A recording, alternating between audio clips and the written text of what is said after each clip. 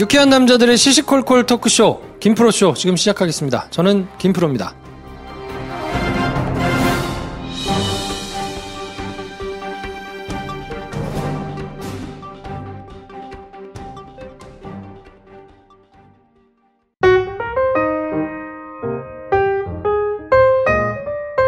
네, 어서오세요. 네, 오늘은 특별한 영화와 특별한 손님을 모시고 프로그램을 꾸며드릴까 합니다. 저희가 일주일에 한두 번 정도는 이렇게 게스트분들이 이제 꾸준히 오고 계십니다. 네. 요 코너, 김프로쇼에 다른 손님이 오셨을 때 이름을 붙이는 코너, 신박한 코너명을 하나 만들어야 되겠습니다. 그렇죠. 네. 요거는 저희가 뭐 다음 주, 다다음 주까지 계속 하다가 뭐 괜찮은 게 걸리면 네. 그걸 쓸까 지금 생각 중인데요. 안 나오면 그냥 이런 식으로 갑니다. 자, 오늘은 손태겸 감독님을 모시고 영화 아기와 나 감독님이시죠. 네. 이번 주에 개봉이죠? 네, 이번 주 목요일 날 23일 개봉입니다. CGV 아트하우스에서 뭐 배급을 이제 한 거라서 거기에 이제 중점적으로 좀 있을 텐데. 근데 아트하우스 말고 롯데 메가박스에도 다양성 영화 쿼터로 다 걸리는 걸로 알고 있습니다. 네, 있긴 있죠. 와이드로 있긴 있는데 투자를 그렇죠. 아트하우스에서 이제 했으니까 거기에 조금 많이 걸려 있긴 할 텐데 그래도 굉장히 적을 거란 말이에요. 그렇죠. 아트하우스관이 있는 곳에 또 시간표를 배정받는 게 쉽지는 않으니까. 맞습니다. 근데 영화가 좋아요. 김프로랑 저랑 둘 다 이제 인터뷰를 준비하면서 영화를 미리 봤어요. 가감 없이 말씀드리는데 영화 참 진솔하게 잘 나왔습니다. 네. 저희가 요거를 이제 감독님 모시고 말씀드리긴 좀 뭐하니까 지금 말씀드리면 양치기들하고 똑같은 형태거든요. 지원을 받아가지고 한국 영화 아카데미에서 지원을 받아서 찍었는데 훨씬 낫습니다. 홀라. 훨씬 좋습니다. 네. 그래서 손 감독님 모셔서 영화 얘기도 좀 물어보고 이분이 어떤 마음으로 영화를 만드시는지 그리고 아직 나이가 좀 젊으시잖아요. 그렇죠. 앞으로 미래가 창창하신 분인데 어떤 생각으로 영화를 대하고 계시는지 집중적으로 좀 여쭤볼까 합니다. 솔직히 말씀드리면 저도 그랬지만 포스터를 보고 제목을 들으면 그렇게 썩 와닿지는 않아요. 그렇죠. 큰 기대가 가는 그런 비주얼은 아니죠. 아기와 나 뭐야 아기와 나 뭐 잘 모르겠고 포스터도 이렇게 잘 모르겠어요. 그렇죠. 네, 그래서 그렇게 뭐 막 많은 분들이 열광하지 않을 거라는 거 아는데 근데 영화를 미리 본 입장에서 괜찮습니다. 영화 괜찮습니다. 네, 영화 괜찮아요. 생각할 거리가 많게 되는 영화죠. 그리고 뭐 이렇게 깐에 가셔서 또 상도 받고 뭐 이랬기 때문에 괜찮거든요. 그리고 영화들을 이렇게 쭉 옛날 작품부터 이렇게 좀 찾아보니까 계속 이렇게 뭔가 발전하고 있는 게 느껴져서 야, 이게 뭔가 이 진주를 발견하는 것 같은 느낌이 좀 있어요. 마치 여러분들이 초창기의 김프로쇼를 발견하신 것과 같은 느낌일 겁니다. 그렇지. 네. 손태겸 감독님 모시고 2부에서 찾아뵙겠습니다.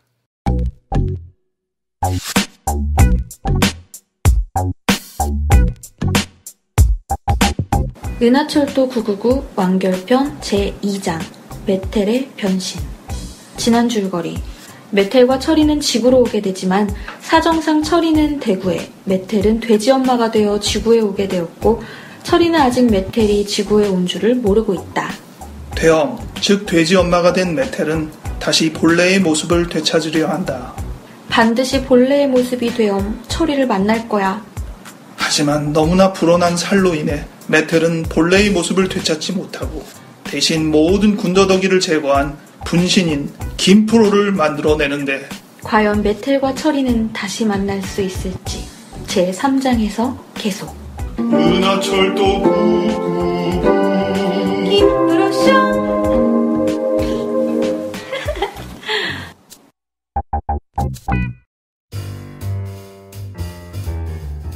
네, 2부에서는 특별한 분을 모셨습니다. 요즘 특별한 분이 많이 오세요. 네. 손태겸 감독님 모셨습니다. 어서 오세요. 네, 안녕하세요. 손태겸입니다. 영화 아기와 나 연출했습니다. 보이스가. 목소리가. 이 손태겸 감독님이 검색해보시면 많이 나오시는데 되게 잘생기셨어요. 저희가 못 보여드리는 게 되게 아쉬운데요. 네. 근데 뭐 네이버만 쳐봐도 쭉 나옵니다. 얼마 전에 그 V앱, 네이버에서 하는 V앱에 나오셔가지고 얘기를 하시는 게 있는데 주연 배우보다 잘생겼다는 얘기가 하도 돌아가지고 주연 배우가 약간 빈정이 상했다는 얘기가 있어요. 과찬의 말씀이시고요. 욕 먹을 것 같아요. 네. 걱정됩니다. 네. 혹시 지인들을 동원해서 댓글을 좀 달거나 이런 건 아니시죠? 사실 많이 했고요. 네. 제가 따로 얘기한 건 아닌데 누가 봐도 이 댓글은 내가 아는 누군가 같은데 이래서 연락해 보면은 그건 사실 나였어. 이런 얘기들 많이 해줘가지고 너무 네. 고마웠습니다. 네. 저희 작가님이 여름 작가께서 평소에는 이런 녹음할 때 잘 안 오시거든요. 그러니까요. 오늘은 벌써 30분 전부터 와가지고 대기하고 계시더라고. 막 분주해 혼자. 막 왜 그래? 물을 끓인다, 막 차를 탄다 그러면서. 감독님의 외모에 네. 본인이 지금 혹하셔가지고. 네. 후회하고 계신 건 아니죠? 지금 도찰하고 계셨어요. 자, 손태겸 감독님을 혹시 모르시는 분들이 계실지 모르니까 제가 간단하게 이제 필모를 조금 소개를 드리면 잘 없어요. 많이 안 나와. 제가 막 찾아봤는데 중앙대학교 영화학과 졸업하셨고 한국영화아카데미 연출과. 네. 네. 상을 많이 받으셨어요. 2011년에 야간비행이라는 단편으로 칸영화제에서 시내 파운데이션 3등, 부산국제영화제에서 여름방학이라는 영화로 선제상도 받으셨고, 미장센 단편영화제, 부졸국제아시아영화제, 그리고 이번 영화로는 무주산골영화제 전북 영화비평 포럼상, 네네. 에밀김해상 이것도 이번 영화로 받으신 거죠? 네, 이번에 부졸국제아시아영화제라는 곳에 가서 네, 어떻게 그렇게 됐습니다. 네, 그래서 해피엔딩, 야간비행, 자전거 도둑, 여름방학, 그리고 미생 프리퀄을 연출하셨고, 우리 이웃 이야기, 이런 작품들을 이제 연출하시고, 이번이 장편 데뷔하시는. 네, 장편 긴 영화 처음 만들었습니다. 네, 아기와 나라는 작품으로 이제 오셨는데, 오늘은 이제 아기와 나라는 작품에 대해서 쭉 설명을 조금 드리려고 모셨는데, 대뜸 또, 영화도 안 봤는데, 영화 얘기만 하면 재미없을 수 있으니까, 도대체 뭐 하는 양반인지. 설명을 조금 네. 들어보면 좋겠다. 일단 저는 그거 여쭤보고 싶은데 팟캐스트를 좀 혹시 들어보세요, 평소에? 팟캐스트 구독하고 있는 채널도 몇 개 있고요. 그래요? 네. 김프로쇼 알고 있었고 이제 들어본 적 있고. 정말요? 네. 지금 안 들은다는 얘기지. 들어본 적 있고. 여러 가지 이야기를 다루시잖아요. 네. 근데 영화 이야기할 때 예를 들면 전에 제가 재밌게 봤었던 덩케르크라든지 가지고 얘기를 하셨던 네. 방송도 있었는데 이제 들어봤고 팟캐스트 관련해서는 주로 이제 코미디 프로라든지 네. 그런 구독하는 또 채널들도 있습니다. 그래서 네. 항상 깔려 있죠. 그래도 김프로쇼를 들어보셨으니까 다행이네요. 그러니까요. 네. 저희가 저희 방송을 잘 모르시면은 막 이것저것 여쭤보면서 서로 공감대를 맞춰야 되는데 그래도 들어보셨으니. 네, 그냥 편하게 말씀해 주시면. 네. 뻔한 질문 하나 하고 시작하겠습니다. 이제 어쨌든 감독을 하고 계시고 네. 작품들을 여럿 만드시고 이제 장편도 데뷔하셨으니까 영화 감독을 해야 되겠다라고 네네. 생각을 언제 특별한 계기가 있어요? 영화 감독은 사실 저는 제일 처음에 생각했던 거는 중학교 3학년 그쯤 됐던 것 같아요. 근데 왜냐면 처음에는 그냥 영화를 보는 게 너무 재밌었고 그 어린 나이에 잘 몰라도 그리고 학교 생활이 중학교 생활에 막 흥미를 붙인 학생이 아니었어요. 뭔가 그냥 수업도 나를 충족시키는 그런 만족감이 잘 없었던 학생인 것 같고 근데 영화를 보면 너무 재밌는 거예요. 그래서 그 당시에 멀티플렉스 극장이 지금처럼은 이제 많지 않을 때 종로에 가면 서울극장, 이제 건너편에 단성사, 피카디리 이렇게 말하니까 너무 오래된 얘기인 것 같긴 하지만 그렇지는 않고 얼마 안 된 얘기예요 이게. 네. 네. 그랬었는데 서울극장 이런데 개봉날 옛날에는 신문에 이렇게 광고가 이렇게 실리고 개봉날 오시면 선착순으로 무슨 선물 드립니다 이런 행사를 굉장히 많이 했었어요. 근데 언제 한번 우연히 가서 일찍 갔더니 제가 몇 번째 관객이라고 막 선물 주고 이러더라고요. 그래서 그런 것도 너무 재밌었고 취미를 붙이게 된 거죠. 하다 보니까 이 영화 보고 글 쓰는 게 또 너무 재밌는 거예요. 그래서 이제 게시판이나 인터넷 지금은 엄청나게 많지만 예전에 별로 없을 때 가서 영화 보고 그냥 어린 마음에 어떻게 봤다 이런 거 글 쓰고 사람들이 보고 하는 게 참 재밌길래 이 영화를 보고 내가 나중에 직업적으로 이런 걸 하는 분야에서 일하면 재밌겠다. 근데 영화 감독이라고 하면 너무 거창한 이름 같고 좀 아무나 할 수 없는 이름 같고 무서웠어요. 좀 너무 이름이 커가고. 그래서 처음에는 그럼 나는 글 쓰는 거 좋아하니까 뭐 영화 평론가 이런 거 하면 어떨까 해서 이제 학교에서 직업 장래 희망 이런 거 쓰는 난 조사 같은 거 할 때 그런 거 막 적어내고 막 그랬었거든요. 영화 평론가를 네, 맨 처음에는 그렇게 적어냈었어요. 고등학교 때? 네, 그때가 이제 중학교 3학년 막 그 무렵에. 네. 근데 고등학교 와서 좀 시간이 지나 보니까 만드는 거 안 해보면 좀 후회를 할 것 같은 생각이 좀 드는 거예요. 그래서 이게 내가 못할 일일 수도 있겠지만 그래도 학과 가서 배우는 일을 좀 해봐야 되지 않을까? 해서 이제 고등학교에 와서부터는 그럼 영화 감독을 하고 싶으니 그 영화과를 가겠습니다. 이렇게 말씀을 드린 거죠. 네. 그래서 고등학교 다니는 내내 그렇게 생각을 하고 따로 진로 상담 같은 거 받거나 그래 본 적이 없었어요. 저는 그냥 여기 학교에 영화과 가겠습니다. 네. 그거에 맞춰서 준비를 하다가 우연찮게 좋은 운이 좋아서 가게 됐죠. 처음부터 영화를 쭉 중학생 때부터 바뀌지 않고 지금까지. 네. 사실 성적이 막 대단히 좋거나 막 그런 것도 아니었지만 서울에 영화과가 어디가 오래됐고 유명하다 뭐 이런 학교들이 몇 군데 있잖아요. 네.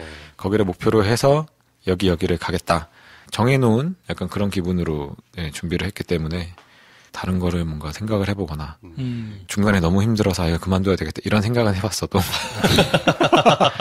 네.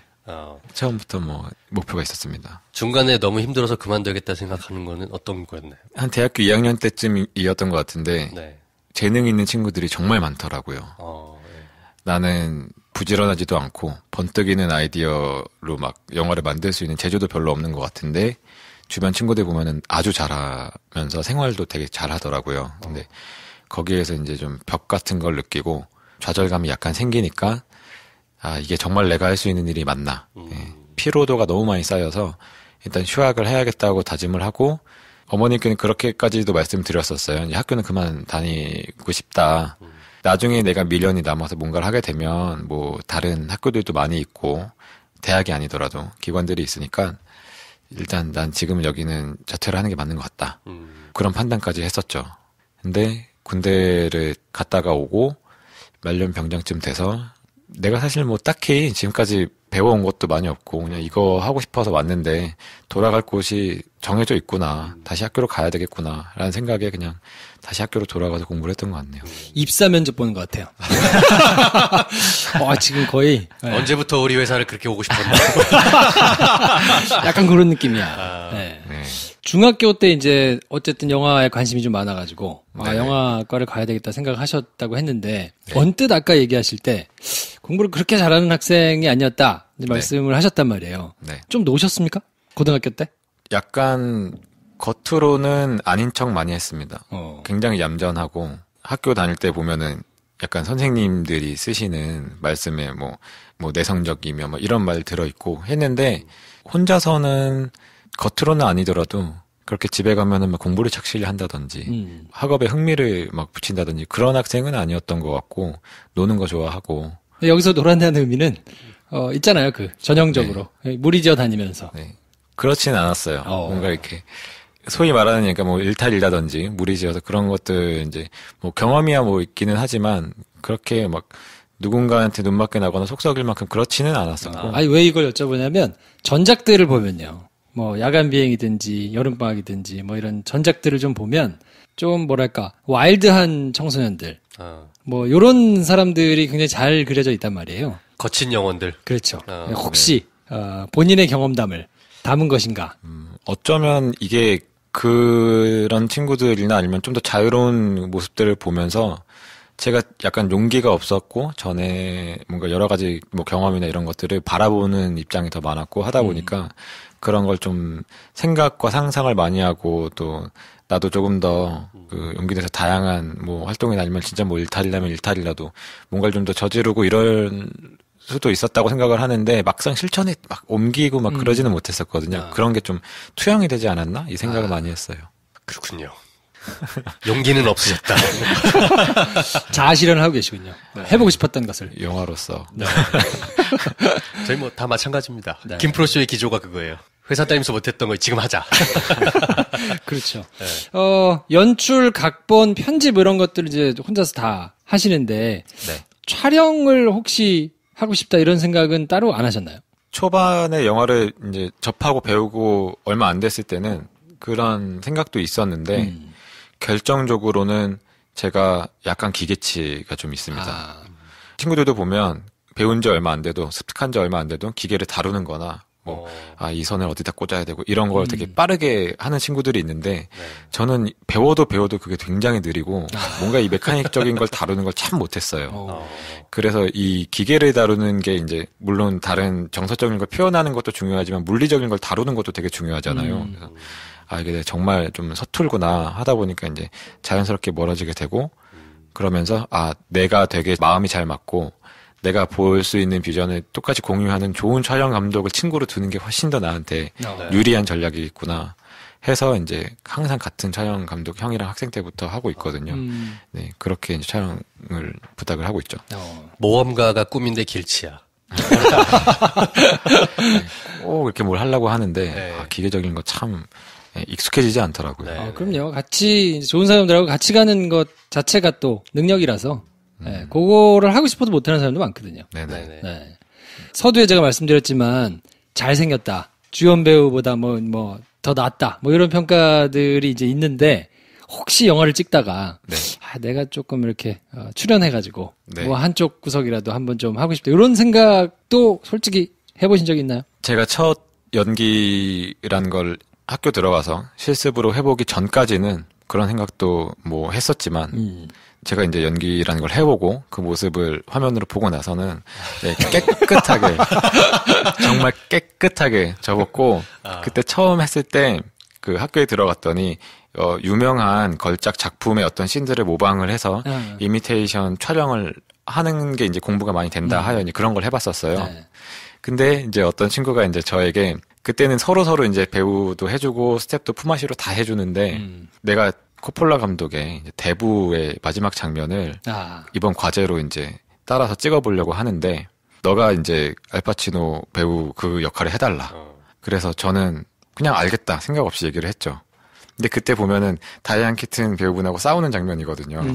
거기서 이제 히스테리가 심하다는 얘기를 하면서 이제 화를 내고 거기서 이제 enough라고 이제 소리를 확 질러요. 근데 그 부분을 하는데 제 딴에는 그럴싸하게 뭔가 이제 감정을 잡고 배운 거 없어도 했다라고 생각을 하고 했는데 그걸 보고 이제 박장대소가 된 거죠. 전부 다. 왜 우리 누구나 이제 눈 뜨고는 차마 못 볼 약간 그런 광경들 있잖아요. 그래서 그거를 보고 안 배워도 잘하는 친구들은 물론 있더라고요. 그래서 이거는 내가 다르구나. 길 다르고 하면 되지 않고 그 영상은 이제 계속 봉인해놔야겠구나. 내가 유명해지면 유명해질수록 절대 공개되면 안 되는 영상. 누군가 한 명이 그걸 갖고 있어요. 절대 공개하지 않은 걸로. 참 배우는 어려운 길이다. 네네. 그거를 입수해서 한번 보고 싶다는. 그러니까요. 강렬한 욕망이 생기네요. 조금 더 유명해지시면 저희가 한번 찾아가지고 그런 거 잘하거든요. 또. 전직 기자라서. 그렇군요. 그 친구한테 전화를 해야겠네요.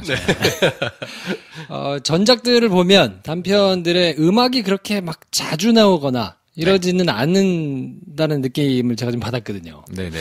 음악을 그렇게 아끼시는 이유가 조금 있나요? 글쎄요, 제가 보면서 좋아했던 영화들이나 영향받은 것들, 취향 이런 거를 많이 타는 것 같은데 어렸을 때는 처음 영화를 볼 때는 이상하게 제 딴에는 순수한 어떤 표현에 대한 고집 같은 게 되게 있었어요. 사실 그게 좀 말이 안 되는 얘기긴 한데 웬만하면 나레이션 같은 것도 많이 나는 안 쓰는 걸 하고 싶어. 음악이나 뭔가 인위적인 여러 가지 시점을 변경한다든지 이런 거 없이 그냥 어떤 현상을 하나의 시점으로 좀 고스란히 보여주는 어떤 표현이 난 더 좋은 것 같아. 이런 거에 대한 고집이 또 굉장히 강했던 것 같아요. 사실 모든 게 다 영화의 좋은 요소고 나레이션이나 음악으로도 그 영화가 훨씬 풍부해질 수 있는데 약간 그런 자기만의 생각에 많이 빠져 있다 보니까 이 졸업 작품 이거 찍을 때만 해도 아예 기준을 음악을 쓰지 않겠다. 뭔가 이런 이상한 고집을 부리고 되게 그냥 있는 그대로 좀 적나라한 표현, 조명이나 이런 것도 좀 많이 좀 다듬지 않겠다. 이런 거를 좀 기준을 갖고서 했던 것 같아요. 그런 거 같더라고요. 네. 날 것 그대로를 좋아하시는군요. 네. 여전히 그 기조는 유지되고 계신가요? 약간 좀 남아있는 것 같기는 한데, 그래서 예를 들면 이제 이런 부분에 어떤 음악이라든지 다른 요소가 있어야 되겠다 생각해서 음악 감독님 이제 모시고 이야기를 해봐도 그런 말씀들을 많이 하세요. 너가 이야기를 쓰고 찍어 놓은 걸 보니까 어디에 음악이 들어가야 될지 모르겠다고. 제가 가지고 있는 여러 생각들이 꼭 그런 고집을 안 부려도 제 스타일대로 뭔가를 쓰고 표현을 하면 그게 좀 묻어나는지 이게 취향이란 게 어쩔 수 없이 딱 보시고 뭐 여름방학이나 이런 단편도 정말 이 대단한 분이 해주셨는데 어떻게 음악을 쓰고 어디에 들어가야 될지 막 이렇게 확 잡히진 않는 것 같다고. 그래서 되게 세심하게 작업하셨거든요. 이미 꽉 차 있군요. 다른 걸로. 네. 그렇게 표현되는 건가요? 아니, 들어갈 자리가 없으니까 들어가면 이상할 것 같은데 이렇게 말씀하시는 거죠. 사실 아기하나에서도 음악 그 신경 써서 많이 해주셨는데 사이사이에 좀 꽤 있긴 한데 두드러진다거나 많이 드러나진 않습니다. 막 느껴지진 않고 기억나지가 않더라고요. 네, 약간 그런 느낌으로. 아꼈다는 느낌이 좀 들었어요. 전 보면서 음악을 좀 아끼셨구나. 그리고 뭔가 이렇게 감정이라고 하는 게 안 그래도 제가 진부한 표현이나 아니면 클리셰 같은 것들을 많이 갖고 와서 이제 감정을 이끌어내거나 하는데 많은 사용들을 하는데 여기 음악이 뒷받쳐지면서 뭔가 이게 과잉으로 만약에 간다고 하면 이제 제 개인적인 기준에는 그게 좀 너무 좀 많은 걸 표현하는 게 아닌가 좀 너무 과잉이라고 생각되는 거를 좀 절제를 해야 되지 않나 이런 생각을 또 하다 보니까 촬영하면서 이제 연기 하신 분들도 그랬고 음악이나 이런 것들을 좀 아낀 것 같은데 그래도 전 단편부터 아기와나 이번 작품까지 김혜원 음악 감독님이라고 김혜원 김사월로 인디밴드 활동도 하시고 예, 많은 독립 장단편 음악 해주시는 분인데 또 맡아서 이제 해주셨거든요. 그래서 조금 역량을 좀 더 많이 보여주실 수도 있는데 좀 아쉬움과 이제 고마움과 막 이런 게 좀 있었어요. 여름방학을 보면 얼마 전에 저희가 다루기도 했었는데 침묵에서 굉장히 인상적인 연기를 보여줬던 이수경 배우가 나온단 말이에요. 네. 보니까 그때가 고등학생인가요? 그때 고등학교 1학년 때. 캐스팅을 하실 때 뭔가 이렇게 좀 있을 것 같은데 비화나 어떻게 캐스팅을 하시게 된 거예요? 이수경 배우는 워낙에 연기도 잘하고 활동도 점점 영역을 넓혀가고 있는데 데뷔라면은 데뷔고 이 영화 시작을 저와 같이 했다는 거에 저는 지금도 엄청난 자부심을 갖고 있어요. 그럼요. 너무 기쁘고 너무 좋은데 그 당시에 저희가 그 여름방학이라는 작품을 찍을 때 주인공이 고등학생 배역인데 10대를 충분히 연기할 수 있는 성인 연기자 분도 계시지만 정말로 10대인 분들이 표현하실 수 있는 게 따로 있을 거다 해서 최대한 이제 캐스팅을 실제 10대 친구들에 많이 포커스를 맞췄었어요. 그래서 이제 그때 이제 이수경 배우가 고등학생이었고 그 고등학교에 이제 어렵사리 협조를 얻어 연기과 이제 예고였거든요. 연기과 친구들을 이제 만나볼 기회가 생겼어요. 근데 협조해주신 분께서 종례 시간에 한번 교실에 들어와서 보시라고 하더라고요. 그러니까 따로 만나는 자리나 연기하는 자리도 좋지만 그냥 종례할 때 생활하는 모습들을 보잖아요. 그래서 이 모습들을 보시면 뭔가 이제 좋지 않으실까 해서 이제 들어가서 이제 같이 봤더니 다른 친구들 다 이제 귀엽고 이제 그 좋은 친구들이 많이 있었는데 미안한 말일 수도 있지만 이수경 배우가 딱 보이는 순간 그 친구밖에 안 보이는 거예요. 그 배우분밖에 안 보이고 꼭 따로 불러서 이제 오디션에 꼭 와달라고 얘기를 해야겠다라는 생각이 너무 많이 들어서 따로 불렀어요. 그래서 만나서 우리는 이런 사람들이고 이런 걸 만들려고 하는데 너 괜찮으면은 같이 오디션 보고 하지 않겠느냐 했더니 너무 반색하면서 좋아하는 거예요. 태도가 아주 열정이 있었고 저한테 키가 이수경 배우가 약간 좀 큽니다. 이제 한 170 정도 되는데 약간 키가 조금 크기는 한데 이런 그 혼잣말을 제가 내뱉었는데 그걸 들었나 봐요. 저만치 앉아있다. 그랬더니 그러면 제가 내일까지 키를 줄여서 올게요. 이런 얘기를 할 정도로 태도가 재밌기도 하고 열정적이어서 오디션에 딱 이제 요청을 했는데 역시나 거기서도 뭔가 발군이었죠. 예. 그래서 이제 같이 하게 되고. 그럼 박종찬 배우도 같은 학교에서? 박종찬 배우는 그때 사실 동문이었어요. 그러니까 연극학과의 그 배우 박준규님의 이제 아드님이시고 뮤지컬도 지금 많이 하고 계신데 다른 단편 영화에서 활동하시는 걸 보고 그 이미지가 이 역할 잘 맞겠다. 그리고 충분히 이제 또 워낙에 또 동안이시니까 이제 같이 그 고등학생 역할로 나와도 괜찮겠다 싶어서 이제 같이 캐스팅을 이렇게 하게 된 거였죠. 그래서 조금 더 이제 좀 가까운 루트로 이제 하게 됐고 이수경 배우 같은 경우는 이제 여러 분들 중에서 이제 오디션도 거치고 했는데 딱 군계 일학 같은 느낌으로. 원석을 찾으셨네요. 미생 프리퀄도 연출을 하셨는데 거기 네. 보면 이제 뭐 임시완 씨하고 또 네. 작업을 하셨으니까. 네네. 근데 이거는 뭔가 이 미생 팀이 이렇게 다 캐스팅이 꾸려진 다음에 이 친구를 해라 이렇게 뭐 기획부터 됐던 건가요? 아니면 이것도 본인이 뭔가를 찾으셔가지고 캐스팅을 하셨던 건가요? 그 당시에 만드셨던 그 쪽에선 저희들한테 뭔가 기회를 많이 주셨어요. 그리고 원하는 대로 어느 정도 해도 그걸 이제 반영을 하는데 좀 열려 있으셨는데 캐스팅, 뭐 헌팅 모든 단계에는 다 저희가 시나리오까지 작가님이랑 같이 해가지고 만드는 과정이었기 때문에 당연히 이제 캐스팅 보드나 이런 것도 저희가 만들고 하기 시작을 했는데 많은 분들 이제 미생이 워낙에 원작 팬 분들이 많으시고 유명한 작품이기 때문에 장그래라는 역할을 어떤 분이 하시느냐 이런 게 또 너무 중요할 수밖에 없는데 사실은 전부터 임시완 배우분 팬심이 약간 있었고 원래 이제 아이돌 가수 이제 활동 이제 하셨잖아요. 그래서 네. 이제 그 제국의 아이돌 활동을 하실 때 그때 이제 가수로 활동하시는 것도 너무 좋기는 한데 배우를 하시면 참 좋을 것 같은데라는 생각은 하고 있었어요. 혼자. 뭐 따로 어떤 계기가 있어서가 아니고 그냥 노래하는 걸 보고 그런 생각을 하셨어요? 네, 왜냐면 배우를 만약에 하시면 조금 더 잘 맞는 옷을 입으실 것 같다는 느낌이 그냥 혼자 그냥 문득 그냥 든 건데 그 이후에 뭐 헤르포문다일라든지 드라마에 많이 나오시더라고요. 네. 그래서 이제 이쪽으로 더 하시면 좋을 것 같은데 거기서 연기를 하시는 모습을 보니까 훨씬 더 이제 안정되고 표현도 잘하시고 장그래 역할 괜찮겠다 싶어서 1번으로 이제 캐스팅 후배 저희가 이제 회의를 하고 말씀을 드렸는데 이제 그 컨펌이 나가지고 이제 접촉을 한 거죠. 근데 너무 이제 감사하게도 그때 변호인 그 영화를 찍고 계셨을 때인데 사이에 잠깐 나가서 이제 촬영이 짧았기 때문에 같이 해주셔가지고 함께 하게 되고 그 다음에 이제 드라마도 하시게 되고 이래가지고 굉장히 이뻤습니다. 촉이 좋으시네요. 그러니까 촉이 뭔가 스타를 알아보는 촉이 있으시네. 주변에서는 그래서 제가 무슨 캐스팅 디렉터나 이런 건 아니지만 혹시 그런 무슨 끼가 있느냐 소위 말하는 특수 그런 게 있느냐 네, 그런 건 전혀 아니고요. 보고서 제가 개인적으로 딱 느껴지는 감각적으로 많이 봤던 것 같습니다. 네, 앞으로 장편 영화를 계속 상업 영화를 하시게 되면 캐스팅이 단편 작업하실 때랑은 많이 다르게 네.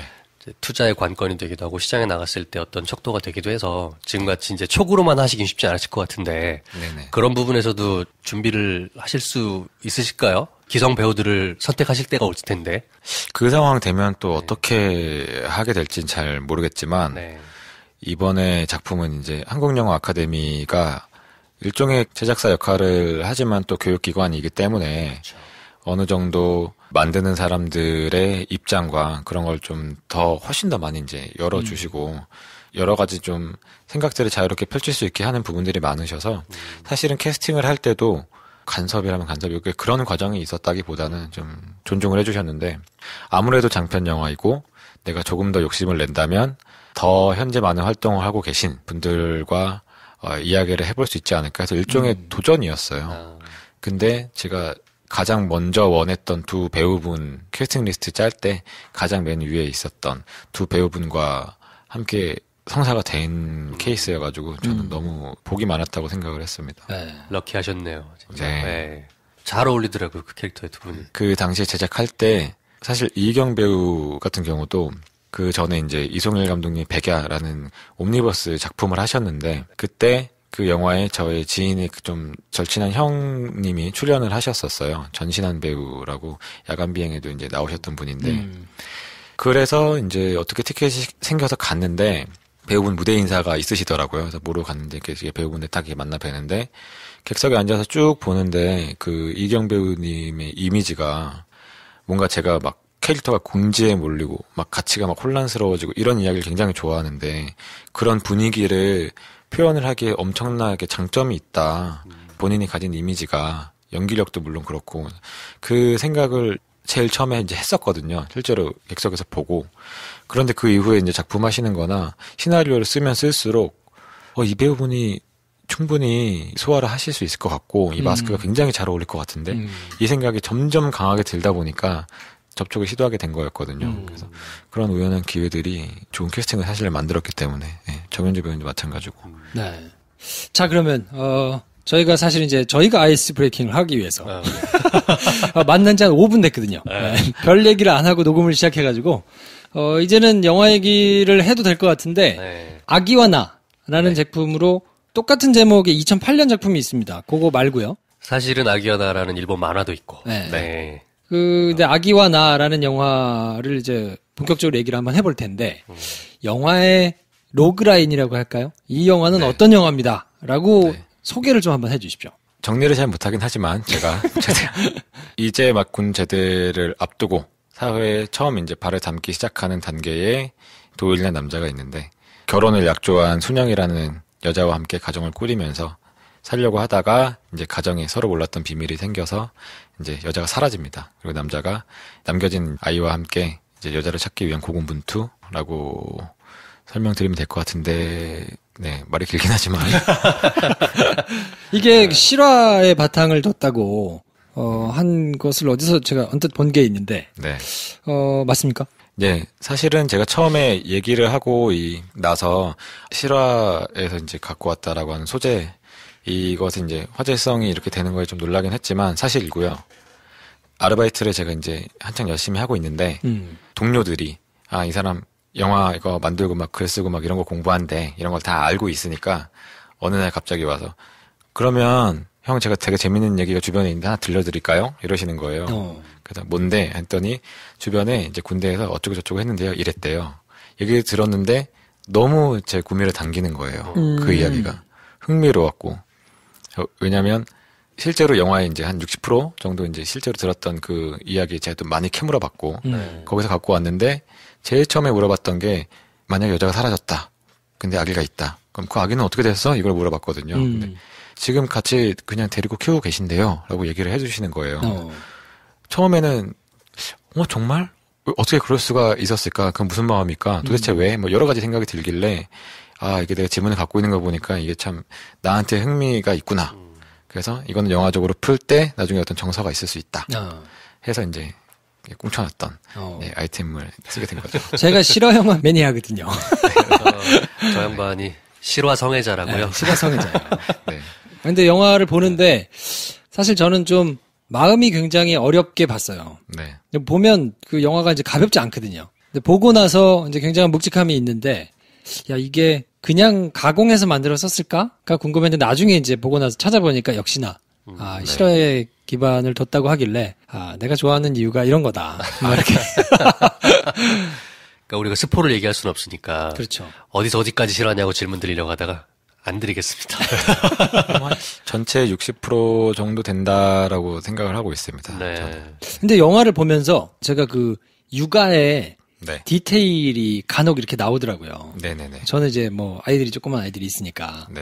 저거는 어떻게 알았지? 뭐, 요런 것들이 슬쩍슬쩍 나오는 부분들이 있던데. 그런 것들은 어떻게 뭐, 특별히 이렇게 좀 리서치랄까? 뭐 이런 걸 하셨나요? 사실 제가 이제, 아직은 뭐 결혼이나 육아 뭐 이렇게 전무하기 때문에, 이런 부분에서 약간 좀 어설프게 나오거나 하면 안 되겠다 싶어서, 리서치를 한 부분은 이제 있었고, 또 이 영화 하면서 이제 여러 가지 질문 중에 하나 자체가 저는 아기가 몇 개월쯤 되면은 보통 걷기 시작하고 언제쯤 말문이 트이고 전혀 모르거든요. 이제 키워도 잘 몰라요, 사람들.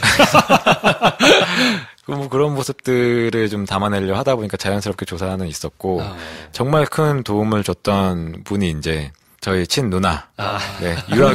유아 교육 전공이에요.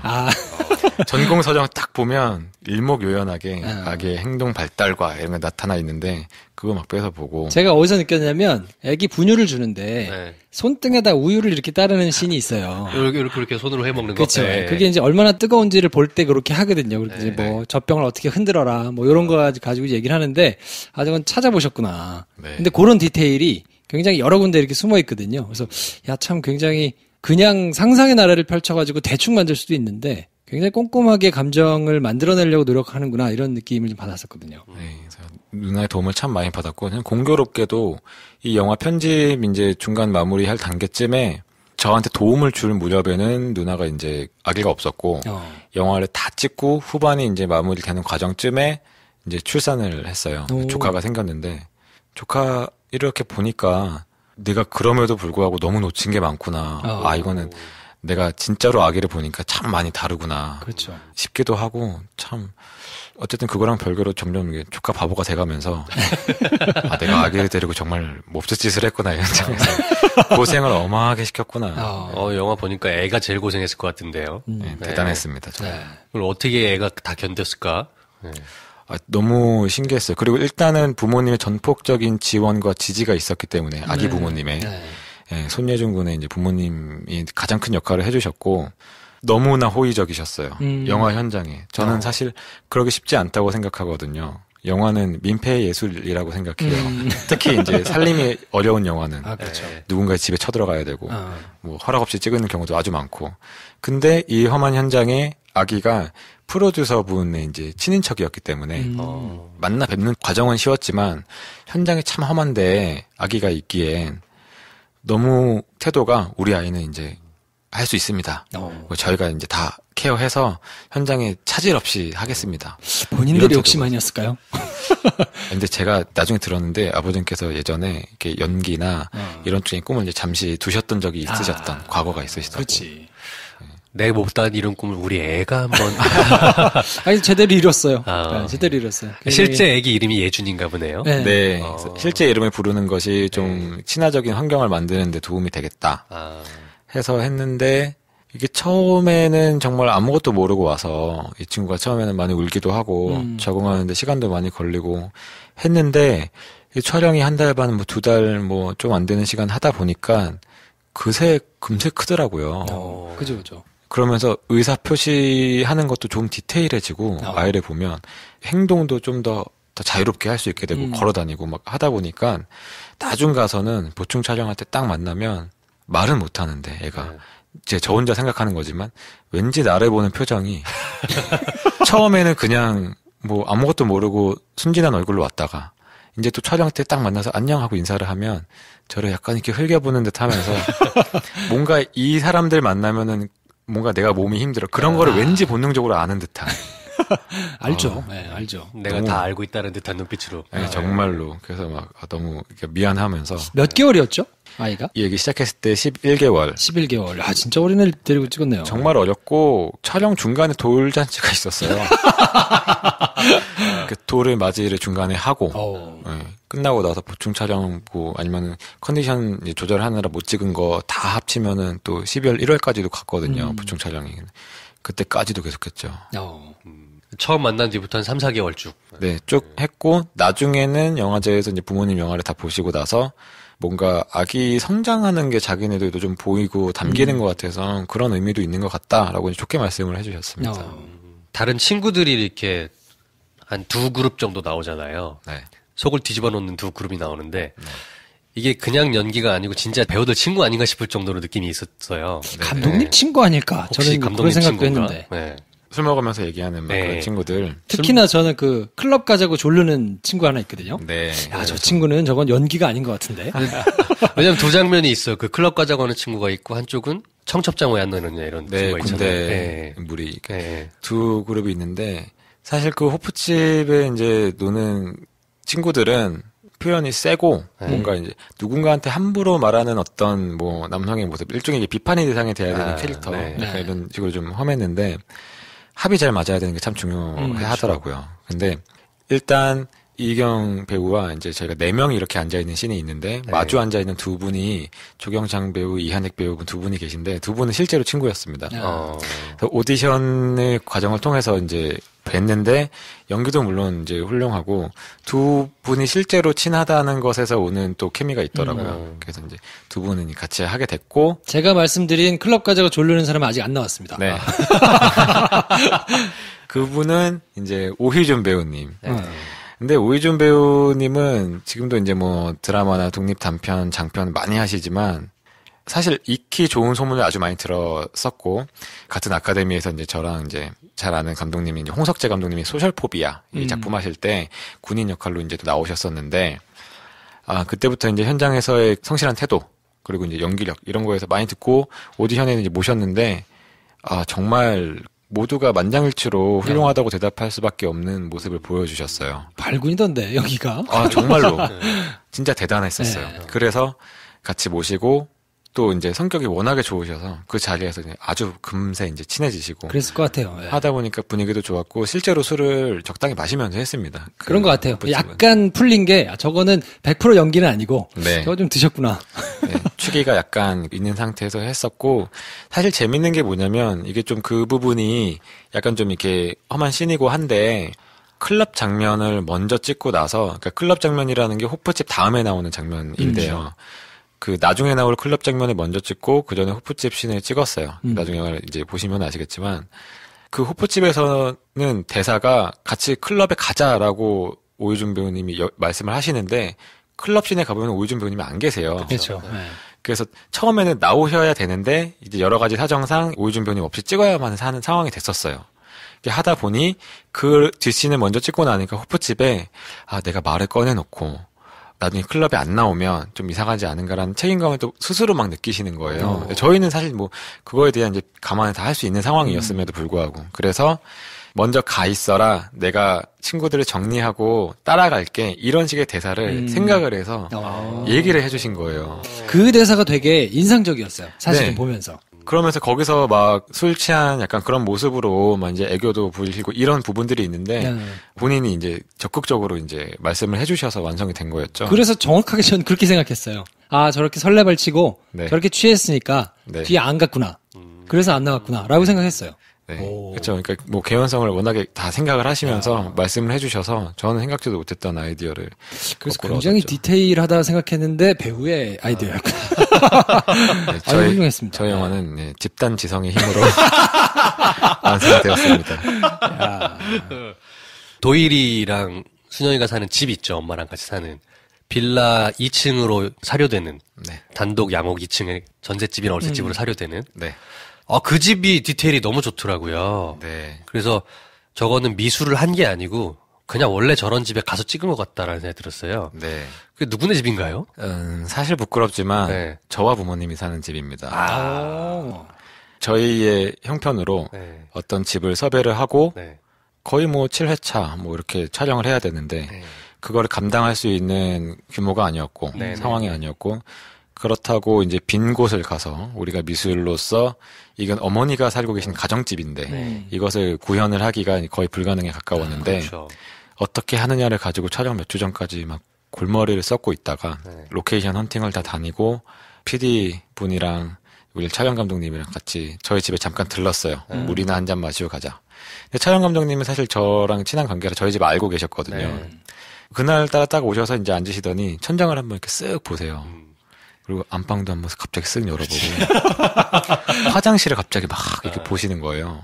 그러더니 그냥 가면서 너도 대충은 짐작은 하고 있겠지만 네가 무서워서 말 안 꺼내고 있겠지만 너희 집만한 딱 맞는 곳이 없다. 이게 또 약간 연식이 좀 있고 그쵸, 그리고 그쵸. 가정집에 터치가 많이 이미 되어 있으니까 여기가 딱이다 라고 하셔서 저도 그 다음에 부모님의 설득을 하게 된 거죠. 그래서 며칠간 이제 촬영을 해야 되는데 촬영을 하게 되면 전쟁터가 됩니다. 그래서 어머니 아버지도 뭐 제가 단편 찍은 거 보시고 하셔서 대충 아시겠지만 하셔서 자리를 비워주신 거예요. 어디가 계셨습니까? 저한테 정확히는 말씀 안 하셨지만 두 군데 어디 있었다 말씀하셨던 게 일단은 찜질방 사우나 얘기도 하셨었고요. 왜냐하면 사실 저희 누나 이제 결혼을 해서 신혼집이 있었는데 얘기를 어느 정도 해서 이제 서로 이제 이렇게 배려를 하는 걸로 했음에도 부모님 마음에 또 이제 자식한테 미안한 마음이 있고 막 다 그런 게 있으신가 봐요. 그럼 밖에서 이제 주무시고 이런 날도 있었다고 말씀하시는데 뭐 자세히는 또 뭐 얘기를 안 해주시더라고요. 그래서 참 죄송했지만 촬영할 때 보면은 뒤에 예를 들면은 부엌 식탁에서 밥 먹는데 가스레인지 뒤에 이제 어머님들이 기름 튀길까봐 은박지 같은 거 막 다 붙여놓고 하잖아요. 타일에. 근데 미술 감독님하고 촬영 감독님이 그거 보시고 네가 상상을 해서 우리가 저걸 했으면 빈 방을 막 꾸미거나 이런 식으로 갔으면 저런 거 못한다. 그렇죠. 그래서 이거를 구현을 할 수 있었던 게 가치가 있었다고 생각을 해라. 이런 말씀해 주셨죠. 저는 그 집안이 계속 눈에 보이면서 야 저거는 절대로 미술로 나올 수 있는 집이 아닌데 싶은 생각이 들었어요. 네.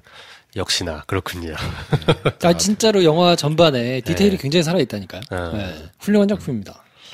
어쩔 수 없이 선택할 수밖에 없는 디테일. 요 정도 되면 얼마나 궁금할까? 들으시는 분들 입장에서는 뭐길래 집이 어떻게 생겼길래? 왜냐면 비교를 해보면 비록 드라마긴 하지만 응답하라 1988 때 80년대 주택을 구현을 했었잖아요. 근데 그거는 정말 디테일에 빈 구석이 많아 보였어요. 아, 그럼요. 왜냐면 제가 저런 집에 살았었는데, 야, 진짜 집은 저렇지 않지 싶은 느낌이 많았는데, 이 아기와 나는 보면서, 야, 저게 진짜 집이지. 대단하십니다. 감사합니다. 그거 하나만 보였어요. 하나만이라도 뭐 보인다는 것도. 네. 그 마지막 장면을 보면 맨 마지막 장면 뭐 구체적으로 설명을 드릴 수는 없습니다. 이건 영화를 이제 보셔야 알 수 있는 장면이니까. 네. 제가 약간 조마조마했거든요. 네. 저 장면은 찍으면서 얼마나 조마조마했을까. 예. 근데 제가 상상하기로는, 그러니까 제 상상이 틀릴 수도 있는데 혹시 맞나 여쭤보고 싶었어요. 네. 아이가 이제 뭔가 이렇게 하는 아이 목소리 나오고 하는 것을 굉장히 조마조마해서 사실은 이제 촬영을 잠깐 접고 다시 할 수도 있을 것 같은 상황인데 이게 그냥 했다가 좋으니까 최대한 살리지 않았을까. 뭐 음성이나 이런 거를. 뭐 그렇게 생각했는데 원래 그냥 아니면 처음부터 연출을 해서 그렇게 하신 건가요? 아니면 뭐 조금의 변수가 좀 있나요? 맨 마지막에 엄마 하는 그 장면. 그렇죠. 예, 엄마 하기도 하고 아기가 화면에 없거든요. 맨 처음의 의도는 아기가 화면 안에 이제 존재하는 것. 그죠. 네. 의도를 하였으나 거의 하루 동안 그날은 몇 테이크 안 찍었던 날입니다. 마지막이 너무 중요했고 그 스태프들끼리 한 얘기인데 우리 실력으로 하기에 연출이 내 실력으로 하기에 어려운 걸 써놨다. 더 많이 열심히 찍어야 된다. 그래서 거의 이제 해가 질 때까지 그거를 계속 찍었는데 아기가 시간이 굉장히 긴 테이크였는데 그 시간에 원하는 대로 가만히 이제 있는다고 하는 것 자체가 거의 불가능이었고 네, 자꾸 벗어나려고 하였고 해서 이제 결국에는 좀 자유롭게 놔두었죠. 그래서 계속 이제 울음을 터뜨리기 때문에 이제 불편을 최소화했는데 나중에 들어보니까 화면 안에는 없지만 주변에 어딘가에서 계속 뛰어서 돌아다니면서 놀고 있었더라고요. 그러다 보니까 소리가 계속 들리고 어딘가에 가까이 있는 느낌. 그래서 화면에는 없어도 지금 여기인가 어디 같이 있다. 이 느낌을 충분히 줄 수 있는 테이크가 나왔기 때문에 그거를 사용을 하고 기왕 이렇게 된 거 발소리도 조금 더 크게 들리게 하고 말하는 부분들이나 이런 것도 좀 더 추가를 하고 그래서 채워넣자. 바로 옆에 있는 것처럼. 그렇게 연출을. 아이는 누가 잡고 있었나요? 빠진 다음에. 예, 나간 뒤에는 굉장히 많은 분들이 사실 좀 예를 들면은 이제 뭐 아버님께서 지금 나오면 안 되는데 그렇다고 또 너무 지금 시끄럽게 하면 안 되고 막 이렇게 안절부절 뭐 이러시기도 하고 또 다른 배우분께서 그걸 떠나서 돌아다니면 위험하잖아요. 그래서 잡고 계시고 뭔가 이런 식으로 아기 케어는 이제 누가 먼저 할 거라 없이 붙잡아 주시고 하셨는데 이제 부모님께서 아무래도 가장 제일 많이 이제 안고 계셨죠. 애 아빠라 관심사 그쪽으로 많이 가나 봐, 아까부터. 왜냐면 제가 보기에는 모르겠어요. 아닐 수도 있는데 두 배우가 이게 계산되지 않은 거여서 약간 놀라면서 애드리브를 이렇게 좀 넘어가는 것 같은 느낌이 있는데 그걸 굉장히 잘 처리했거든요. 그래서 야, 배우들 순발력이 뛰어나다라고 생각하면서 뭔가 소리가 계속 나오길래 요거는 좋아서 살렸구나. 이런 생각이 들었어요. 네. 날카로우십니다. 왜냐하면 현장이 어떻게 될지 아기가 있으면 알 수 없기 때문에 테이크마다의 분위기가 아주 상이하게 달랐어요. 그랬을 것 같아요. 네. 변수가 항상 있으니까. 그래서 이게 여러 테이크를 가면서 10테이크 이상 가면서 배우분들도 그거에 이제 이러면 대처를 해야 되겠다라는 어떤 감각을 좀 이제 가지시게 된 것 같아요. 이 완성돼서 들어간 거는 몇 번째 테이크 정도 됩니까? 제 기억에 한 7, 8번 중간 조금 이후에 나왔던 테이크로 기억을 합니다. 네. 하여튼 굉장히 훌륭한 장면이거든요. 요거는 영화를 보셔야 알 수 있습니다. 약을 올려야지 계속. 약 올려놓고 뭐 이런 거였어? 이러고 욕먹을까 봐. 가장 좋았던 장면, 좋아하셨던 장면, 감독님 시선에 보시기에 이번 영화에서 난 이 장면이 감독으로서 제일 좋았다 이렇게 생각하시는 장면이 있을까요? 너무 좋네요. 왜냐면 항상 어디 가면은 이거는 제가 좀 잘못한 것 같고 이게 부족하니 다음에는 좀 이걸 더 잘하겠습니다. 감안하겠습니다. 이런 얘기 되게 많이 하거든요. 좋은 얘기 뭔가 이렇게 저희는 밝은 얘기를 하게 돼서 저희들 자체가 천박하기 때문에 좋은 것만 보고 좋은 것만 얘기합니다. 네. 가장 좋아하는 장면은 정확히 후반부에 도일이라는 남자 주인공이 아기가 전도사분을 만나야 되는 그 장면이 있어요. 그 바로 전에 아기랑 같이 집에서 단둘이 햇살 들어오는 거실에서 놀고 있는 씬이 있습니다. 네.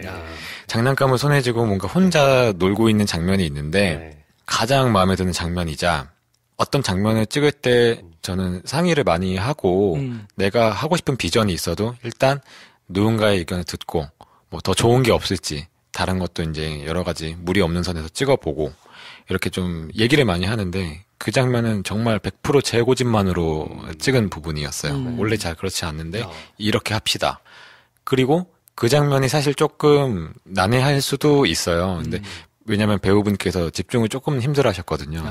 제가 이거 액션은 하지만 정확히 어떤 감정인지 모르겠습니다. 뭐 이런 장면이었어요. 근데 이렇게 하고 나서 나중에 붙여보면은 정서가 나올 거니까 한번 해줘. 진짜 이렇게 밀어붙였어요. 정말 혼자 장난감을 가지고 뭔가 처연한 표정으로 막 이렇게 그 손짓을 하는 그런 씬인데 저는 그게 합리적이나 이성적인 어떤 행동도 아니고 뭐 스토리를 전개시키는 방향의 어떤 그림은 아니지만 그 행동 하나에 자기의 지금 처한 상황을 받아들이는 방식이나 원래 손에 딱 쥐고 싶었던 여러 가지 것들을 지금 다 내려놓아야 되는 예, 포기나 이런 게 좀 이어지는 부분이 후반부기 때문에 그거를 되게 잘 상징한다고 생각했거든요. 그래서 이 뭐 조명부터 여러 가지 세팅이나 이 동작이 너무 제 머릿속에 확 있었던 씬. 이거는 포커스를 날린 거는 누구의 의지였습니까? 포커스에 날린 거는 뭐냐면, 뭐, 많은 테이크를 가기가 좀 어려워서, 그날 이제, 날씨 사정도 있고 해서, 이제 뭐, 서너 테이크 갔던 걸로 기억을 하는데, 팔을 이제 계속 움직이세요. 그 컷에서 그쵸. 이제 이경 배우님이 팔을 이렇게 왔다 갔다 움직이시는데, 정해진 동선대로 움직이는 것이 아니라, 자연스럽게 움직이다 보니까, 촬영을 하는 팀은 팔과 손에 들고 계신 것에 포커스를 맞추고, 계속 뭔가 이동한테 따라가셔야 되잖아요. 근데 제가 이제 칼같이, 칼빈 아니어도 된다. 이건 약간 소위 말하는 게 아사모사한 느낌이 있어도 괜찮은 느낌이다. 해서 그냥 최대한 맞게만 따라가 달라라고 해서 좀 러프하게 따라가는데 제가 그걸 아주 길게 찍었단 말이죠. 한 2분 가까이 뭐 찍었을 거예요. 계속 이걸 하시니까 나중에 이제 컷을 하면 포커스 하시는 그분이 포커스 맞추는 기능 시험 있다면 이런 시험 자격증 그런 시험 보는 것 같아요. 그러면 계속 보면서 이렇게 따라가셔야 되니까. 그 미국에서 카메라 기자들 시험 볼 때 그렇게 하거든요. 네네네. 추 막 흔들어 놓고 그걸 이제 따라가지고 포커스 맞추고 이런 거 하거든요. 약간 그런 느낌이었을 것 같아요. 그런 정도로 이제 따라가면서 계속 길게 찍었기 때문에 중간중간 아사모사한 게 나오고 그렇게 이제 스태프들 고생을 시켰고 맨 마지막 편집할 때도 그 부분만 유독 제가 길게 넣었었어요, 처음에. 그래서 막 몇십 초 길게 넣었는데, 처음에는 농담조로 사람들이 네가 좋아하는 장면인 줄 알겠지만 너무 길다. 좀 잘라. 막 이랬는데, 최종까지도 제가 그걸 길게 넣으려고 하니까 촬영 감독님이 오셔서 진지하게 정말 최후 통첩이다. 이거를 너가 정말 사랑하는 장면인 거 알겠어. 너무 좋아. 다 이해하는데 잘라야 돼. 그래서 그래 내가 혼자 너무 이거 보고 좋아했네. 또 최종에서 그것도 이제 길이를 많이 줄였고 제일 좋아합니다 그 장면. 저는 개인적으로 어떤 특별한 장면이라기보다는 순영이 동생 있잖아요. 고딩 그 둘이 앙상블이 전 좋더라고요. 네. 둘이 주고받는 대화들이 좋더라고요. 어디서 저런 애를 찾았지? 이런 싶은 동생은 특히. 동생 역할 친구를 캐스팅할 때, 그 친구가 원래 단편을 참 많이 했었는데, 농담조로 촬영할 때, 자기가 졸업시킨 영화과 대학생들이 많을 거라고. 그 정도로 많이 했었던 학생이고, 아버지가 배우셨고, 배우 집안에서 자란 친구였어요. 근데, 한예종 작품 중에 이제 호산나라는 그 작품이 있습니다. 굉장히 표현이 강한 작품인데, 거기서 이제 나왔었던 세미 친구를. 김기덕 영화 같은. 그렇죠. 동물을 이제, 막 그런 장면이 나오는 영화인데 거기서 보고 이제 같이 오디션을 통해서 이제 불렀는데 최종으로 두 친구가 참 고민이 됐었어요. 순영이라는 인물이 사실 많이 드러나지 않아서 이렇게 설명이 그 부분으로 약간 좀 이렇게 친절하지 못한 게 있는데 동생 순영이라는 캐릭터의 동생으로 나오는 친구가 해줄 수 있는 게 많다고 생각을 했거든요. 이 친구는 어때야 하느냐 모습이. 근데 최종에 오른 두 친구가 완전 상반된 매력을 갖고 있는 친구인 거예요. 한 친구는 굉장히 천진난만해 보이고 개구장이 같고 한 친구는 굉장히 성숙하고 어른스럽고 잘생기고 뭔가 이렇게 더 체격도 다르고 뭐 그런 친구였어요. 그렇다고 이거 해주는 해창군이 잘생기지 않았다는 건 아니지만 그랬는데 순영이라는 캐릭터를 따라가면서 우리 영화가 웃음도 잘 없고 진지하고 무거운데 척박한 환경을 제가 보여주는데 거기에서 자란 친구가 반대로 굉장히 천진난만하고 그런 걸 다 감내하면서 해탈한 듯이 좀 유머러스한 구석도 있고 장난꾸러기 같으면 더 줄 수 있는 정서의 폭이 크겠다라고 생각을 해서 개구쟁이 같은 모습에 지혜찬 배우와 같이 했고 너무 잘 살려줬고 대사도 조금 더 이제 유머러스하게 가볍게 던지고 이렇게 표현을 했던 것 같아요. 그 배우가 호센나에 나왔던 배우군요. 갑자기 매칭이 되네요. 네, 아주 그냥 대단한 배우. 네. 저는 개인적으로 가장 콱 와서 박혔던 게 이 부분을 보면서 저는 약 울었어요. 울었어? 저는 이제 영화를 어쨌든 스크리너를 보내주셔가지고 그걸 봤는데 야 혼자 있으니까 울었지. 같이 있으면 안 울었을 거야. 근데 저 그 대사 중에 어떤 대사가 나오냐면 그런 대사가 나와요. 자세한 건 장면은 영어로 보시고 이렇게 사는 게 그렇게 가는 것보다 낫다. 그거 생각한다. 라는 대사가 나오거든요. 근데 그게 너무 가슴을 후벼 파가지고. 엄마 말씀. 그렇죠. 저는 그 장면이 너무 좋았던 것 같아요. 역시나 제가 실제로 들었던 말들입니다. 그래서 제가 이제 잘 가는 명동에 내과 병원이 있어요. 왜 사람들이 스트레스 받으면 막 누구는 막 머리 아픈 사람 있고 뭐 이렇게 뭐 이빨 아픈 사람 있고 이러잖아요. 근데 저는 이렇게 위장이 밖에 뒤틀려요. 속이 안 좋으니까 주기적으로 가다 보니까 좀 가까워진 거예요. 의사 선생님이랑. 근데 그 의사 선생님이 거의 심리 상담사 같이 문진을 해주세요. 제가 간 날은 제가 그날 마지막 손님이었어요. 저녁에. 간호사분들 다 보내고 마지막 손님이니까 그냥 얘기 길게 해도 되니까 막 얘기나 하자고 하시더니 제가 그때 이런 것도 힘들고요. 저런 것도 힘들고요. 뭐 스트레스가 어쩌고 저쩌고 얘기를 했는데 되게 도일 이 영화 캐릭터처럼 뭔가 힘든 어떤 상황이 있었는데 그 위로의 말씀이라고 해주셨던 게 지금 그 말씀하신 대사, 전체 대사, 사례를 들어서 이제 얘기를 해주시는 대사인데 다 그 부분이 말씀해 주신 거예요. 그래서 너무 기억에 오래 남아서 그것도 이제 수첩에 딱 적어놨다가 이건 나중에 영화 대사야. 나중에 써먹어야 돼. 진짜 영화 대사예요. 득템. 이거 갖고 있라고 했는데 이번에 풀 수 있는 그 상황이 돼가지고 제가 딱 여기서 맞는 것 같다. 제가 써먹었습니다. 굉장한 울림이 있었어요 저한테는. 좋았습니다. 아주 좋았어. 그리고 맨 마지막 거 질문을 해도 되나? 이게 스포 같은데. 그렇죠. 해보고 안 맞으면 잘릅시다. 그래? 마지막에 이제 순영이가 도일이한테 약간 넋이 나간 얼굴로 무서워서 그랬다 이렇게 하는 장면이 있잖아요. 무서워서라는 게 조금 감독 연출자 입장에서는 어떤 뜻이라고 해석해야 될까 싶더라고요. 가장 큰 고민과 가장 큰 반성의 지점이었는데 사실 무서워서라는 거는 어쨌든 영화의 맨 마지막 씬에 일어나는 그 예기치 않은 사건이잖아요. 근데 여성이 이 캐릭터가 아주 어려운 환경에서 자랐다는 거를 보여주려 했고 그래서 지금 있는 이 가정과 이 구속감이 이 유대감이 너무나 소중하기 때문에 시어머니랑도 딸처럼 지내고 그런데 내가 이 모든 것을 다 뒤집어 엎을 수 있는 어떤 뭐 실수가 있는데 그게 다 발각이 된 상황이 그들이 날 보는 시선 그들이 나를 향해 할 행동과 말들 이거를 견딜 만큼 강한 인물이 아니라고 생각했어요.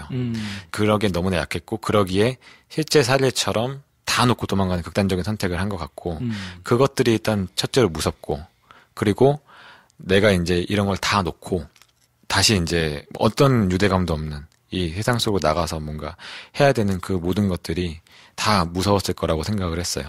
그래서 마지막 대사로서 이제 뭔가 말을 할 때 사실은 저는 실제 상황이 그렇게 있다고 치면은 제가 이입을 해보면은 아무 말도 못할 것 같았거든요. 그렇죠. 눈물만 흘린 채로 한 30분 있지 않을까 이런 생각을 했었지만 영화적으로 우리가 뭔가 이제 전달을 해줘야 되니까 말을 한 게 내가 처음에 읽어놨었던 내가 하고 싶었던 너무나 간절히 바랬던 그런 것들이 다 한꺼번에 사라지는 게 나 때문에 그런 건 나는 감당하기에는 너무 겁이 났던 이런 감정이라고 생각을 했었습니다. 그런데 차이점 중에 하나는 뭐냐면 제가 실제로 들었던 사례에서는 여성분을 찾지를 못하셨어요. 당사자분이. 끝내 실패를 한 건데 저는 거기서 딱 못 찾아 어떤 상황으로 끝내고 싶지 않고 이게 조금 진부하거나 클리셰일 수는 있어도 한 가족이 모이는 모습을 보여주자. 그래서 이제 마지막에 그 선택을 했는데 하고 나서 보니까 막상 이렇게 풀고 보니까 캐릭터에 대한 설명이 좀 있었어야 되는구나 이런 생각을 마지막에 너무 하게 되는 거예요. 그게 내가 캐릭터에 대한 책임감이구나. 내가 의도랑 여러 가지가 있지만 구조를 이렇게 짜놓은 이상 내가 소통하고 납득하기 위해서 뭔가 더 신경 썼어야 되는 것들이 너무 많이 보이길래 와, 이게 내가 이렇게 그 흐름이 될 줄 알았다면 좀 더 똑똑하게 했을 걸. 네, 긴 호흡은 처음이니까 정말 몰랐죠. 네, 그래서 그 부분 항상 보면서 아직 멀었어. 내공을 더 채워야 돼. 거창하게 레퍼런스는 다르든 이렇게 적어놓고 그럴 게 아니야. 내가 지금 내 상황이. 그런 말 하면 안 돼. 이런 생각 많이 했습니다. 다르덴 감독을 좋아하시나요? 아마 제 생각에는 90년대 말에서 2000년대 초에 영화를 공부했던 네, 친구들이면 아마 많이 좋아했을 거라고 생각을 합니다. 그래서 정말 약속부터 해서 프로메제부터 해서 뭐 로제타, 더 차일드 뭐 이런 작품들은 뭐 아들 이런 작품들은 뭐 너무 수도 없이 본 작품들이고 뭐 존경할 수밖에 없는 분이신데 그런 생각도 하기는 했습니다. 한편에 어느 날 우리가 이제 사무실 칠판에 레퍼런스 영화를 다 적어보자. 스태프들이 다는 안 되더라도 좀 찾아보고 느낌을 좀 알아야 된다. 막 적는데 너무 대단한 작품밖에 없는 거예요. 이래도 돼? 막 이랬는데 그 중에 이제 다르덴 감독님의 뭐 로제타나 더 차일드 같은 제가 제일 좋아하는 작품들이 있었죠. 뭐 답습하거나 뭐 이제 이런 걸 같이 뭐 모방해서 구현해보고 싶은 부분도 많았지만 한 가지는 로제타가 98년도에 공개된 작품이고 벌써 거의 20년이 된 작품이거든요. 그러니까 우리가 레퍼런스로 삼고 있는 텍스트가 잘못해서 지금은 너무나 흔한 것이 돼버린 상태면 어떡하지? 그거를 우리가 이 감각이 못 따라가고 있는 상태여서 이것만 텍스트를 삼고 있으면 좀 위험해지는 걸까? 이런 고민을 참 많이 했습니다. 해서 차영 감독님이 그러면 좀 더 2010년대로 들어와서 몇 가지 레퍼런스가 더 있어야 된다. 해서 뭐 알레한드로 곤잘레스 이냐리투 감독님의 뭐 비오티풀 같은 영화라든지 그쪽도 어마어마하네요. 어마어마하죠. 말이 안 돼요. 아니 어마어마한 걸 해놓고 해야지. 그렇잖아요. 네. 데렉 시앤 프랜스 감독님의 뭐 블루 발렌타인 뭐 이런 작품들 막 적어놓고 했었어요. 그러면서 참 말도 안 되지만 네, 좋은 게 좋은 거니까 이걸 많이 보자. 좋은 게 좋은 거니까. 네, 그렇게 막 적어놓고 했었습니다. 저는 영화를 보고 다르덴 형제가 생각이 났었어요. 네, 그래서 좋아하냐고 여쭤본 거고 네. 뭐 혹시 저는 무슨 홍보 문구를 이렇게 이걸로 쓰시나 이건 잘 모르겠습니다만 네네. 그냥 전혀 사전 정보 전혀 없이 보면서 다르덴 형제를 좋아하겠구나. 그래서 음악을 아끼시냐고 여쭤본 것도 네, 그래서 여쭤본 건데 네. 결국 그랬군요. 네. 그렇습니다. 이게 참 네. 좋은 게 좋은 거야. 취향은 어디 가지 않아. 네. 아우 저는 너무 좋아하기 때문에 더 차일드 이런 마지막 장면 이런 거는 그 영화 좋아하시는 분들이라면 레퍼런스였겠네 당연히 아실 수 있을 만한 접근이 있었어요. 네. 하지만 그것은 다르덴 형제 감독님이었기 때문에 가능했다. 정말. 네. 자, 아무튼 저희가 이제 1시간 가까이 손태겸 감독님 모시고 감독님 본인 얘기와 전작 얘기 또 아기와 나에 대해서 얘기를 한번 쭉 해봤는데요. 요 정도 되시면 궁금하지 않을까요? 궁금하시지. 네. 네. 빨리 극장 가요. 뭐해 지금. 네. 제가 영화를 보고 굉장히 먹먹한 영화인데 보시기가 조금 힘드실 수도 있어요. 그러니까 뭐 소재나 주제나 이런 것들이 빵빵 달려가면서 막 재미있고 쫄깃쫄깃하고 이런 영화는 아니니까요. 근데 영화를 다 보고 나면 요거는 좀 묵혀놓고 싶다 하는 생각이 들 정도의 괜찮은 영화인 건 확실합니다.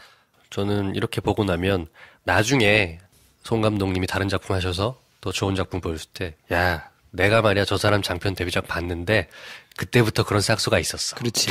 이런 말을 내뱉을 수가 있습니다. 그렇죠. 네. 제가 봉준호 감독 플란다스 얘기 본 거 가지고 15년째 이러고 있거든요. 난 미리 봤다 그러면서. 꼭 시간 되시면 가서 한번 보시면 좋을 것 같고 개봉이 언제라고요? 11월 23일 23일 정식 개봉입니다. 네. 아마도 다양성 영화 쿼터로 개봉을 하실 것 같아서 찾아보시기가 일반 개봉 영화처럼 그렇게 많지는 않으세요. 그래도 근데 다양성화 쿼터선에서는 좀 찾아보기 쉬울 거예요. 대신 개봉 첫 주를 노리셔라. 그렇죠. 안 그러면 더 찾기 어렵다. 그렇죠. 네. CGV 아트하우스에서 배급을 한 거니까. 네, 맞습니다. 단독 개봉은 아닙니다. 네. 다른 데 다 있습니다. 저는 이제 마지막으로 여쭤보고 싶은 게 앞으로 하고 싶은 영화는 어떤 장르나 어떤 작품을 추구하시는지. 그렇죠. 네. 저한테 기회가 주어진다면 사실 마다하지 않는 편이긴 합니다. 그래서 내가 할 수 있는 상황이고 무엇이든지 할 수 있으면은 내가 한다. 그리고 또한 목표 중에 하나는 이 영화를 하면서 생활을 하는 것이 목표예요. 쓰리잡을 하고 있거든요. 네, 지금도 며칠 전에도 아르바이트 하고 오고 개봉과 상관없이 내가 어디에 노출되건 상관없이 내 생활을 위해서 책임져야 하는 걸 항상 하는데 내가 언제쯤 어느 정도의 궤도에 올라서 반열에 올라서 작업을 하면서 영화를 하는 걸로 입에 풀칠을 할 수 있을까 이런 현실적인 고민도 굉장히 많이 합니다. 그러다 보니까 내게 기회가 주어지면 그것이 어떤 매체든 네, 마다않고 내가 해야 될 일을 한다. 이 기준을 가지고 있습니다. 전체적으로는. 하지만 이제 이야기적으로는 지금까지 해왔던 것처럼 저는 영화를 다 보고 나면 사람이 기억에 남았으면 좋겠다라는 생각을 하거든요. 인물이 기억에 남고 그 인물이 어떤 표정을 지었는지 행동을 했는지 사람으로 기억되는 영화를 계속 하고 싶기 때문에 뭔가 우리 주변에 있는 또 여러 가지 소소한 일들 저도 사실 실화성애자거든요. 맞아. 코드가 네. 맞아. 네, 실화에서 갖고 오는 거 아주 좋아합니다. 네. 두 분이 대화가 좀 되더라. 네, 그래서 그런 이야기들을 많이 찾고 발굴하여 네, 계속 작업을 하는 것이 목표입니다. 네. 아무튼 뭐 기초가 주목이 되고요. 요런 감독님을 또 저희가 이렇게 소개해드릴 수 있다는 것에 굉장한 자부심을 느낍니다. 김프로쇼 다 이런 거 하려고 하는 거예요. 그러니까 사욕을 채우는 거예요. 너무 감사드립니다. 저는 네. 팟캐스트 여기 김프로쇼에 나와서 이야기를 할 수 있다는 것 자체가 좀 사실 좀 현실 감각이 잘 없어요. 요새 그냥 영화 좋아하고 어쩌다가 이제 영화도 찍고 여기까지 왔는데 어디 매거진가 뭐 시내21가 인터뷰를 한다 뭐 이런 거 치면 정말인가 그런 생각이 좀 들 정도로 많이 배우고 있는 단계인데 여기까지 와서 만나 뵙게 돼서 너무너무 좋습니다. 감사합니다. 저 사실 똑같아. 저희도 현실 감각이 별로 없는 게요. 우리끼리 재밌자고 한 방송인데 여기 영화 감독이 나오시고 김민식 PD가 나오고 책 저자들이 막 나오고 있는 게 약간 실감이 안 나요. 막 즐기고 있어요. 그래서. 네. 네. 자, 아무튼 꿈을 향해서 열심히 달리고 계시는 우리 또 파릇파릇한 감독님이시니까 이런 분들은 또 살려주셔야 됩니다. 그럼요. 여러분들 여러 번 보세요. 네. 한 번 보고 또 보고. N차 관람. 네. 요 또 N차 관람의 파워는 공범자들에서 한번 저희가 확인하지 않았습니까? 공범자들 흥행에 나름 일조를 조금 했습니다, 저희가. 네. 네. 아무튼 많이 봐주시고 소개도 좀 해주시고 영화 스크린이 그렇게 많지 않을 수는 있는데 네. 아무튼 좋은 영화니까 많이 좀 보셨으면 좋겠습니다. 저 마지막으로 디테일 하나만 여쭤봐도 돼요? 네. 영화 보면 도일이가 어려운 상황을 닥쳐서 막 하루 종일 또는 2, 3일 동안 막 전전긍긍 하잖아요. 네. 그래서 한 3일차쯤 되면 코 수염이 좀 거뭇거뭇하는 게 맞지 않나 싶은 생각을 하면서 봤어요. 네네네. 너무 깔끔하더라고요, 끝날 때까지. 네. 그 혹시 의도된 건가요? 어떻게 된 건가요? 네. 그것은 따로의 어떤 의도가 있지는 않았었고요. 네. 워낙 촬영이 네. 순서대로 이루어질 수 없고 왜 많이 이렇게 섞여야 되잖아요. 네. 그걸 하나를 맞추다 보면 네. 여기서는 수염을 길렀으니 바로 다음에는 뭘 해야 되는데 만약에 깎으셨다. 그럼 지금 다음 씬은 원래 길러야 되는데 요거가 사실 애매해서 저희가 사실 신경 썼던 거는 머리 길이 정도. 네, 그거는 뭔가 확 들쑥날쑥하지 않게 좀 유지를 하자. 네, 그런 것이 있었지만 수염에 대한 것은 네. 그랬네요. 그러니까 그냥 쭉 저는 보는 사람 입장이니까 따라가게 되잖아요. 네. 저런 상태로 하루 이틀 사흘이 지나고 나면 남자들이 초췌해지는 모습은 수염과 다크서클인데 네. 얼굴이 너무 깨끗하다. 네. 왁싱을 하셨나 보지. 이경 배우님 피부가 진짜 좋으세요. 그러니까요. 네. 자, 아무튼 오늘 귀한 시간 내주셔가지고 이렇게 직접 오셔서 영화 얘기도 해주시고 뭐 이런저런 얘기해 주셔서 감사하고요. 저희가 이제 아기와 나 얘기만 오늘은 주로 했는데 다음번에는 한번 오셔서 인생 영화 얘기를 한번 해주세요. 정말요? 네, 본인의 진짜요? 인생 영화 뭐 이런 거를 저희가 이제 쭉 소개하고 뭐 이런 걸 하거든요.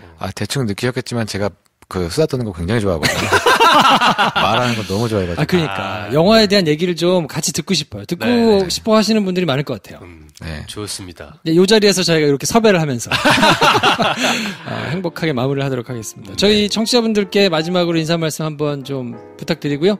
영화 많이 보러 오시라는 말씀도 좀 더해가지고 해주십시오. 어쩌다 보니 이제 여러분들 만나 뵙게 됐는데 부족하나마 열심히 만들었고 저희가 배우 스태프들끼리 최선을 다한 거는 정말 사실입니다. 변하지 않고 진지하게 만든 작품이기 때문에 주변에 아트하우스 극장이나 아니면은 다양성 영화 상영하는 곳에서 아기 하나를 보시면 반갑게 맞아주시고 혼자 혹은 지인분들 대동하셔서 꼭 한번 내리기 전에 보러 와주셨으면 감사하겠고요. 아까 말씀해주신 것처럼 N차 관람 대환영 많이 봐주세요. 감사합니다. 네. 아무튼 오늘 1시간 넘게 이렇게 말씀 나눴는데요. 네. 저희는 다음번에는 손태경 감독님의 인생 영화를 가지고 한번 같이 찾아뵙도록 하고 오늘은 이 정도에서 정리하겠습니다. 다음 시간에 뵙겠습니다. 감사합니다. 감사합니다.